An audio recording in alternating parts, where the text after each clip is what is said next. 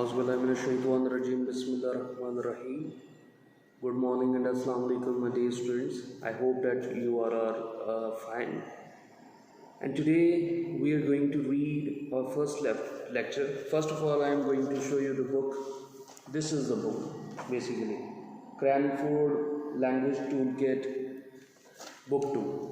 So I hope that you all have purchased the books. So let's start with the chapter. Basically, this is the first portion of reading skill on the book map, the comprehension portion, and the first chapter is drove roads. So we are going to start from this. Yesterday I have given you some overview and I have asked you to read the chapter thoroughly.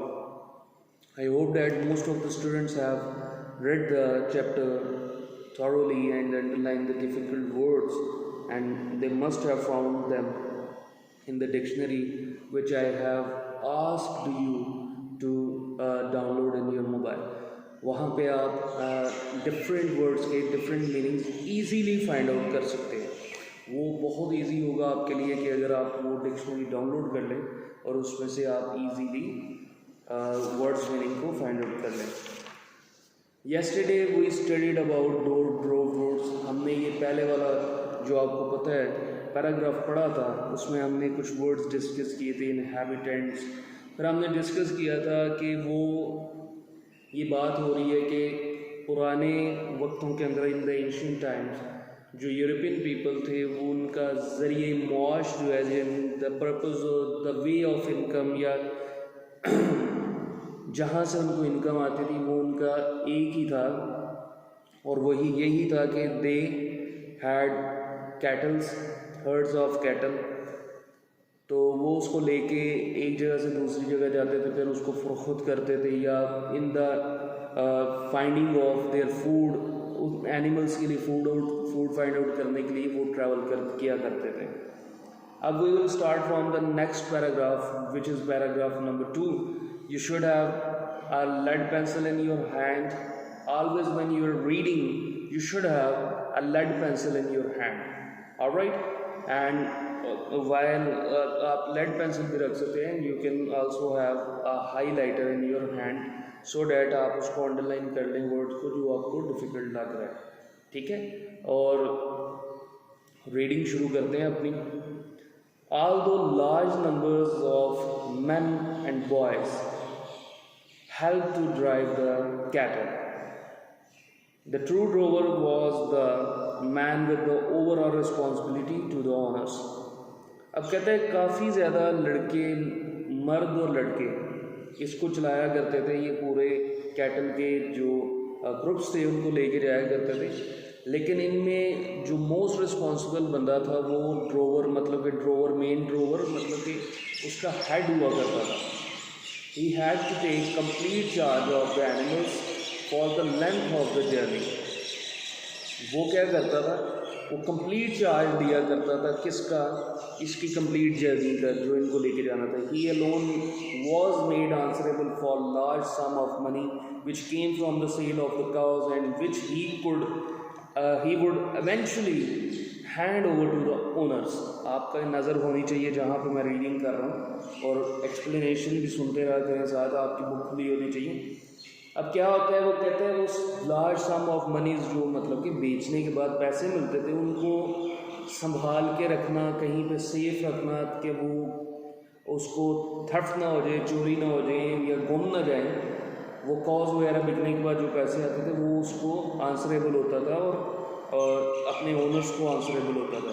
He was also answerable for any misbehavior of his men. For example, he prevented them from being cruel to the cattle, an offence which could mean imprisonment.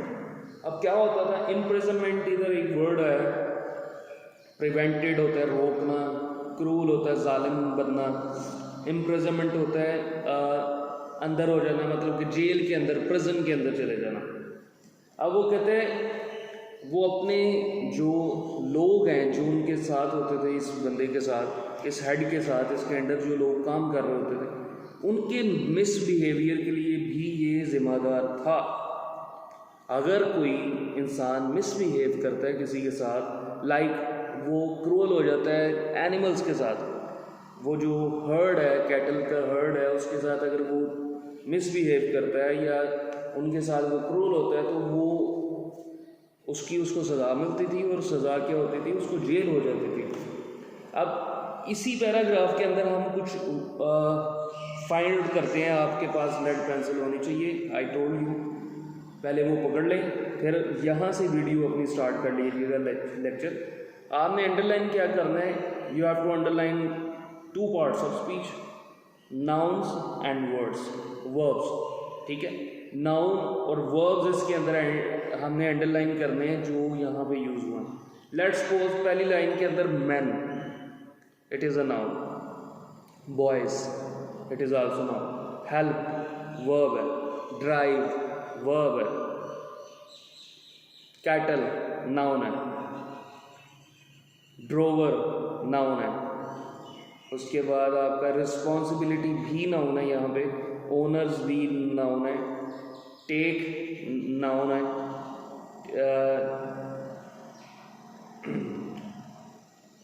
Ji noun है यहाँ पे, animals, ठीक है, animals भी आपको पता noun है, length भी नाउन है, जर्नी भी नाउन है, और आपका ये आंसरेबल वर्ब है, मनी नाउन है। फिर उसके नीचे वाली लाइन में देखिए काउज है, काउज इज आल्सो नाउन। फिर ओनर्स है, वो भी नाउन है आपका। Prevented second line last line में ये वर्ब है। उसके बाद कैटल ये नाउन है, मीन वर्ब है, और इम्प्रिजनमेंट भी आल्सो वर्ब है, ठीक है। मीन वर्ब होता है और इम्प्रिजनमेंट भी वर्ब होता है। अब now we are moving to the next, जो हमारे पास नेक्स्ट पैराग्राफ है, हम अब वहाँ पे मूव करेंगे एंड लेट्स सी दैट।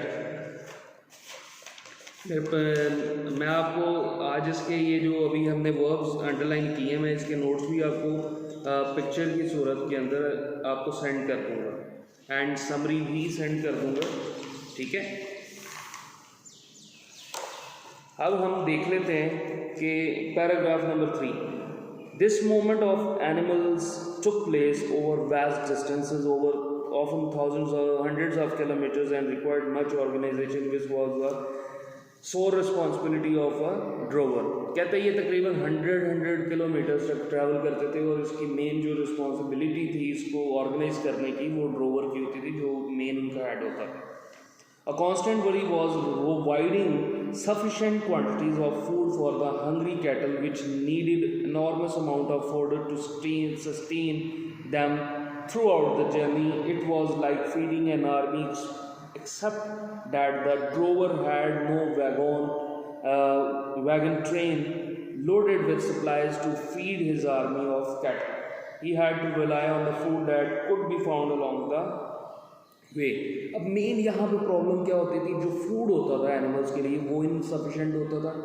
और देखें इतना फूड ले के साथ चल भी नहीं थे सकते वो, क्योंकि वो कहते थे it was like feeding an army, army को आर्मी को आपने खाना खिलाना, तो इतने ज़्यादा साथ फूड लेके चल नहीं सकते, इतने महीनों के लिए या मंथ्स के लिए या डेज़ के लिए आपने ट्रैवल करना, तो आप नहीं चल सकते इतना फूड लेके। तो वो फिर रिलाई करते थे अपने रास्ते के ऊपर कि जहाँ से रास्ते में से हमने गुजरना है वहाँ पे फूड होना चाहिए रास्ते के ऊपर, जो अलॉन्ग द वे मिलता था।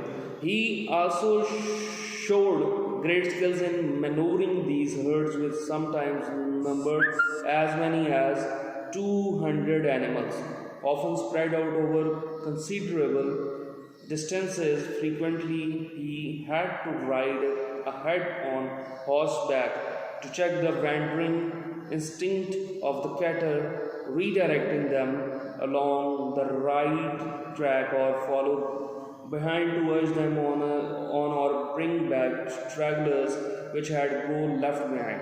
अब क्या होता था, अब एक और उसकी रिस्पॉन्सिबिलिटी ये होती थी कि manoeuvre, to handle it positively. एक मैनूवर होता है एक अच्छे तरीके से स्मूथ तरीके से ड्राइव करना, ठीक है। तो वो क्या करता था, जो एनिमल साइड्स पे निकल जाते थे चलते चलते, हर्ड से हट के साइड पे हो गए, उनको वापस लाना, अंदर शामिल करना हर्ड के अंदर, तो ये उसका बड़ा ज़्यादा इसकी रिस्पॉन्सिबिलिटी थी। He had to be particularly careful that the cattle did not stray into private land to feed. Such trespass could be punished by the cattle being driven into a fenced enclosure by the landowner until the drover had paid for any damage they had done. फिर उसको ये भी नज़र रखनी होती थी जब वो लोकेलिटी एरिया से गुजरते थे, यहाँ पे लोकल्स रह रहे होते थे या कुछ लोग रहते होते थे, वहाँ से जब गुजरते थे उनको बड़ी डिफ़िकल्टी फेस करनी पड़ती थी कि अगर यहाँ पे ये किसी घर के अंदर घुस गए, फेंस होता है लकड़ी की, आप चार दीवारी कर देते हैं, चार दीवारी को मतलब कि लकड़ी की मोस्टली होती है, अब तो लोग लोहे की भी फेंसेस लगाते हैं, लेकिन मोस्टली वुडन जो बाउंड्री होती थी उसको हम फेंस कहा करते थे। तो उस फेंस के अंदर घुस के उसके कोई फसल वगैरह, उसके कोई क्रॉप्स वगैरह ख़राब ना कर दें, तो अगर ऐसी सिचुएशन डेवलप होती थी तो क्या करना पड़ता था, ड्रोवर को पे करना पड़ता था उस लैंड के ओनर को, फिर उसके एनिमल्स छोड़े जाते थे या उसके शीप्स वगैरह, उसके कैटल वगैरह छोड़े जाते थे।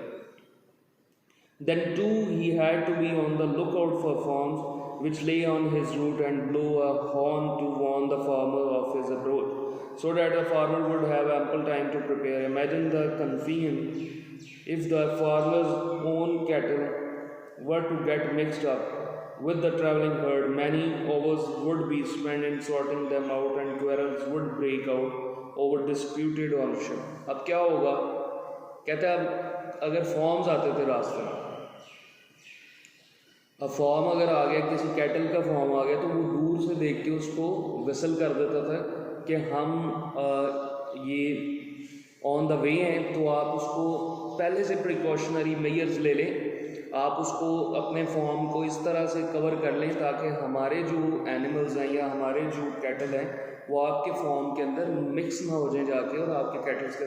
और अगर ऐसा होता था तो वो फिर क्या होता था, घंटों लग जाते थे, कई घंटों लगा के अलग किया जाता था। जो कैटल्स होते थे जो जा रहे होते थे उनको अलग करके, फिर उनको अलग से करके, फिर अगर कुछ के ऊपर कन्फ्यूजन रह जाती थी तो फिर वो लैंड ऑनर के अंदर या फॉर्म ऑनर के अंदर और ये ड्रोवर के अंदर लड़ाई हो जाती थी, उसका लड़ाई का ज़िम्मा बन जाता था। अब नेक्स्ट जो हमारे पास पैराग्राफ है, पैराग्राफ नंबर 4, इसकी जो ये फर्स्ट 2 सेंटेंसेस हैं इसको हमने ट्रांसलेट करना है उर्दू के अंदर, ठीक है। We have to write it in our copies, आपने कॉपीज के अंदर लिखना है और मैं ये आपको सेंड भी कर दूंगा। पहले हम पढ़ते हैं जी, controlling a large herd was some time a dangerous job.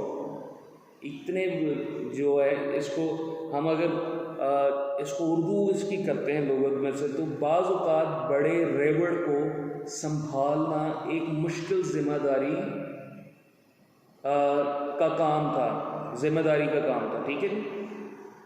Kettles are easily frightened by sudden loud noises. मवेशी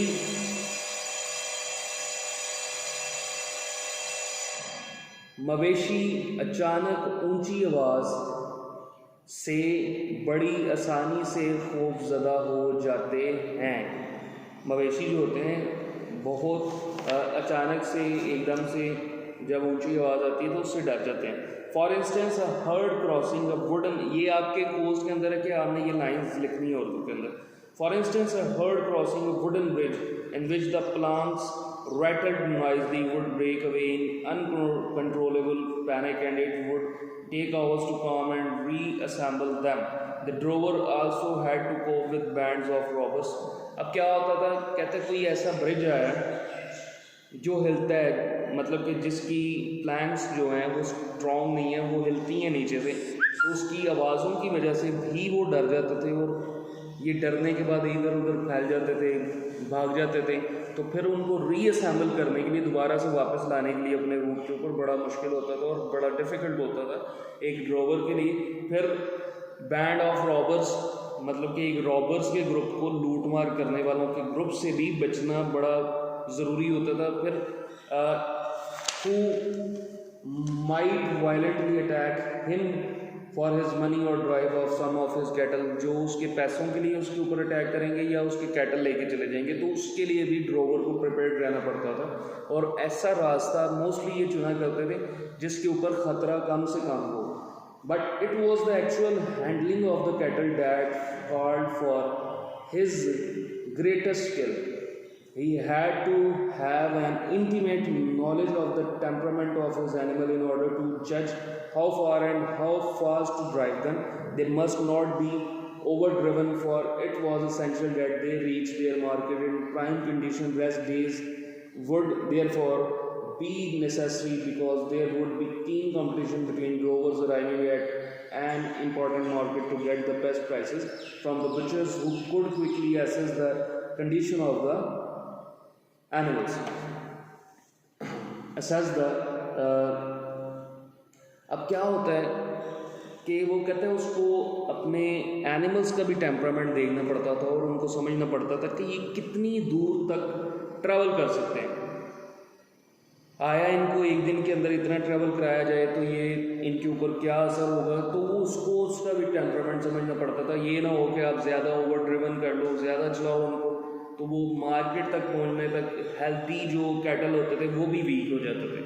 तो वो ये भी जेन में रखना पड़ता था ड्रोवर को कि हमने लिमिटेड चलाना है इनको ताकि ये हेल्दी रहें और अपनी प्राइम कंडीशन के अंदर मार्केट के अंदर पहुँचें, ताकि इनकी अच्छी वेजेस मिल सकें, अच्छे पैसे मिल सकें बेचने पे।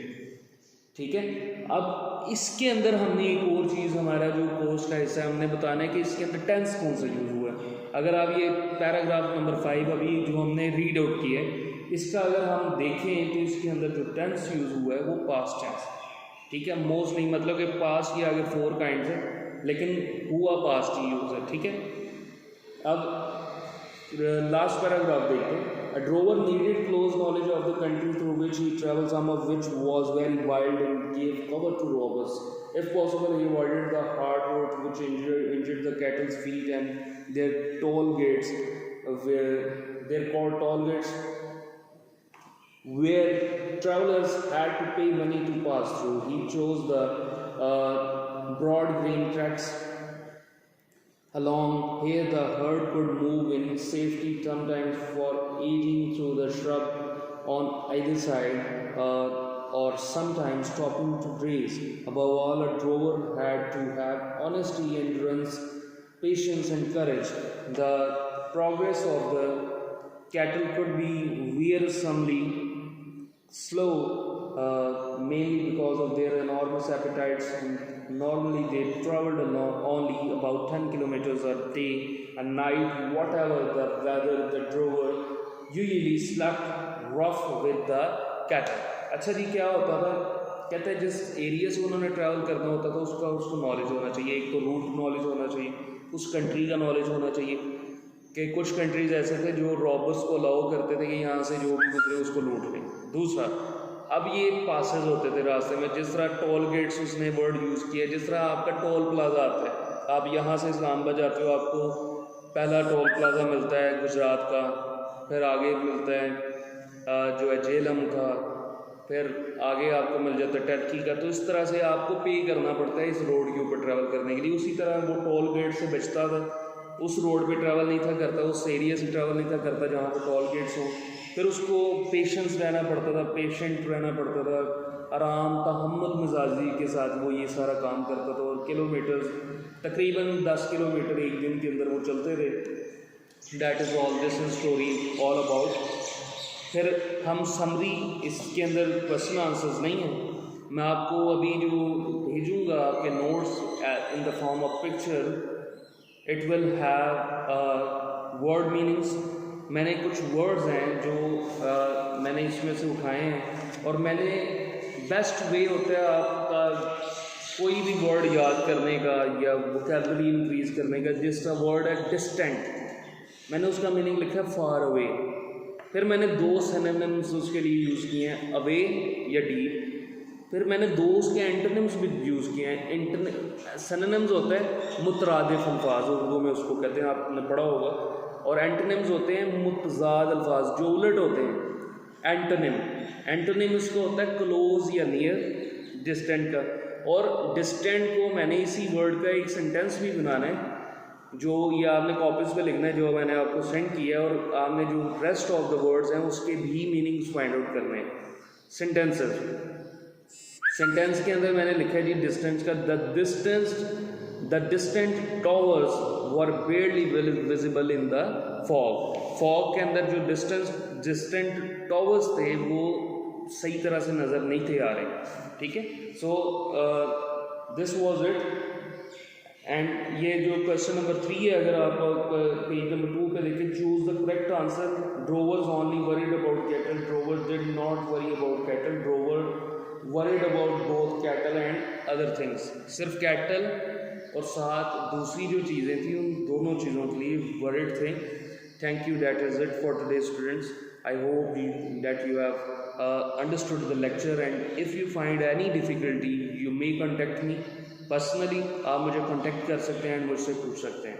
Thank you so much।